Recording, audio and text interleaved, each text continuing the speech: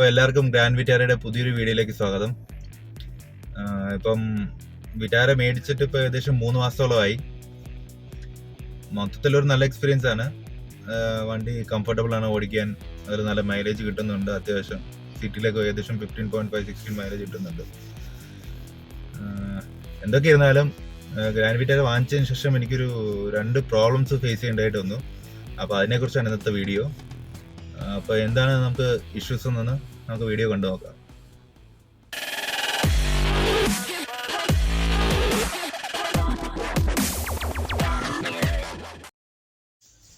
Last December 26-നാണ് ഞങ്ങൾക്ക് vehicle delivery കിട്ടിയത്. ഏകദേശം 19 lakhs manual top end variant ആൽഫയാണ് ഞങ്ങൾ വാങ്ങിച്ചത്.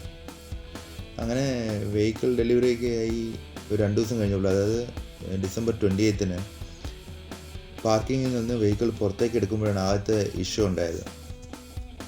അപ്പോൾ തന്നെ ഡാഷ്ബോർഡിൽ കുറേ വാർണിംഗ് സിഗ്നൽസ് വരാൻ തുടങ്ങി.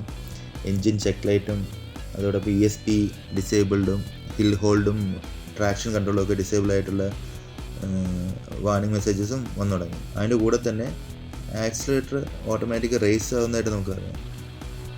അത് എൻജിൻ്റെ സ്പീഡ് നമുക്കിവിടെ കാണാം. ഓട്ടോമാറ്റിക്കായിട്ട് 1500 RPM-ത്തിൽ നിന്ന് 2000 RPM-ലേക്ക് വേരി ആയിക്കൊണ്ടിരിക്കുകയാണ്.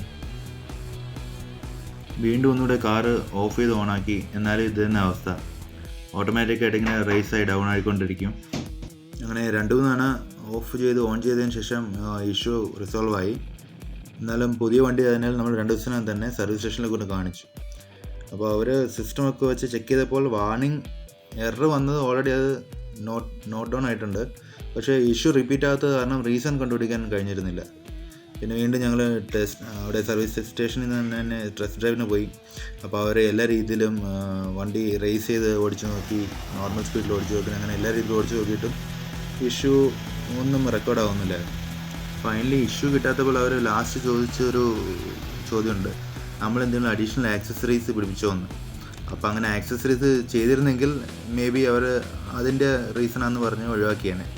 ഒന്നും ചെയ്യാത്തതിനാൽ ആ ഒരു പ്രശ്നം ഉണ്ടായില്ല. പിന്നെ ഫൈനലി 2 weeks കഴിഞ്ഞപ്പോഴേക്കും മാരുതിയുടെ നിന്ന് റിപ്ലൈ വന്നു, നമുക്ക് ത്രോട്ടിൽ ബോഡി ചേഞ്ച് ചെയ്യാമെന്നുള്ളത്. അപ്പം ഈ സ്പെയർ പാർട്ട് റിസീവ് ചെയ്യാൻ വേണ്ടി ഒരു 2 weeks വെയിറ്റ് ചെയ്യേണ്ടി വന്നു. അതിനുശേഷം വീണ്ടും സർവീസ് സെൻറ്ററിൽ കൊണ്ടുപോയി ഈ സ്പെയർ പാർട്ട് റീപ്ലേസ് ചെയ്തു. അപ്പോൾ ഇനി ഇഷ്യൂ വരില്ല എന്നാണ് അവർ അഷ്യൂർ ചെയ്തിരിക്കുന്നത്. ഓൾറെഡി മാരുതിയുടെ റീജിയണൽ മാനേജറും വന്ന് ചെക്ക് ചെയ്തതിന് ശേഷമൊക്കെയാണ് നമുക്ക് വെഹിക്കിൾ റിലീസ് ചെയ്തത്. ആകെ ഈ ഇഷ്യൂ റിപ്പീറ്റ് ചെയ്ത് ആ ഡെലിവറിക്ക് ശേഷമുള്ള 3rd day മാത്രമാണ്. അതിനുശേഷം ഇപ്പോൾ ഏകദേശം 3 മാസത്തോളമായി ഇതുവരെ ഇഷ്യൂ ഒരു തവണ പോലും വന്നിട്ടില്ല. രണ്ടാമത്തെ ഇഷ്യൂ എന്ന് പറഞ്ഞാൽ നമ്മുടെ ഫോണ് ആൻഡ്രോയിഡ് ഓട്ടോ കണക്റ്റ് ആവുന്നുണ്ടായില്ല. ആദ്യം ഫോണിൻ്റെ ഇഷ്യൂ എന്ന് കരുതി വേറെ ഫോണൊക്കെ ട്രൈ ചെയ്തിട്ടും കണക്ഷനൊന്നും പ്രോപ്പർ ആവുന്നില്ല. വീണ്ടും സോഫ്റ്റ്വെയർ ഇഷ്യൂ എന്ന് കരുതി സോഫ്റ്റ്വെയറും അപ്ഡേറ്റ് ചെയ്തു. എന്നിട്ടും കണക്ഷന് യാതൊരു ഇമ്പ്രൂവ്മെൻറ്റും ഉണ്ടായില്ല. പിന്നെയാണ് മാരുതിയായിട്ട് ഡിസ്കസ് ചെയ്തിട്ട് അവർ ടോട്ടൽ ഇൻഫർടൈൻമെൻറ്റ് സിസ്റ്റം റീപ്ലേസ് ചെയ്യാമെന്ന് പറഞ്ഞത്. ഇതിപ്പോൾ വാറൻറ്റി ഉള്ളതുകൊണ്ട് എല്ലാം ഫ്രീ ഓഫ് കോസ്റ്റ് റീപ്ലേസ് ചെയ്യാമെന്ന് അവർ സമ്മതിച്ചു. അപ്പോൾ അങ്ങനെ വീണ്ടും ഈ സിസ്റ്റത്തിന് സ്പെയർ കിട്ടാനായിട്ട് ഒരു 2-3 weeks വെയിറ്റ് ചെയ്തു.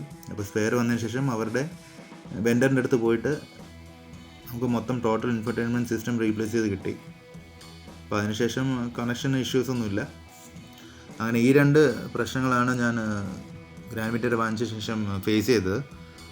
നെക്സ സർവീസിൽ നിന്നുള്ള സപ്പോർട്ട് എല്ലാം നല്ല രീതിയിൽ സപ്പോർട്ടായിരുന്നെങ്കിലും നമ്മൾ ഇത്രയും ലക്ഷങ്ങൾ മുടക്കി ഒരു വണ്ടി വാങ്ങിച്ചിട്ട് അതിൻ്റെ പുറകിൽ ഒരു 3-4 ദിവസം കിടന്ന് ഓടാമെന്ന് വെച്ചാൽ അത് വലിയൊരു സുഖമുള്ളൊരു പരിപാടിയല്ല.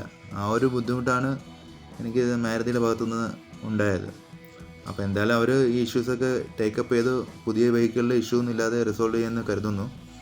ഇപ്പോൾ വെൻഡേഴ്സിൻ്റെ അടുത്ത് ഇത്രയും സ്ട്രിക്റ്റ് ക്വാളിറ്റി കൺട്രോൾ മെയിൻറ്റെയിൻ ചെയ്യുന്ന മാരുതി സ്വന്തം വെഹിക്കിൾസിൽ ക്വാളിറ്റി ഉറപ്പ് വരുത്താത്തതിൽ വളരെയധികം ഖേദിക്കുന്നു. അതും പ്രത്യേകിച്ച് ഇത്രയും ഹൈപ്പോടുകൂടി ഇറക്കിയ ഒരു പുതിയ മോഡലിൽ ഇങ്ങനെ റിപ്പീറ്റ് ഇഷ്യൂസ് വരുന്നത് എന്തായാലും മാരുതിക്ക് ഒരു നല്ല ഒരു സൂചനയല്ല. എന്തായാലും ഇതൊന്ന് റിപ്പീറ്റ് ആകാതിരിക്കാൻ വേണ്ടി ടോപ്പ് ലെവലിൽ ഹൈലൈറ്റ് ചെയ്തിട്ടുണ്ടെന്ന് കരുതുന്നു. അപ്പോൾ മറ്റൊരു ഗ്രാൻഡ് വിറ്റാര വീഡിയോയിലൂടെ നമുക്ക് വീണ്ടും കാണാം. Bye bye.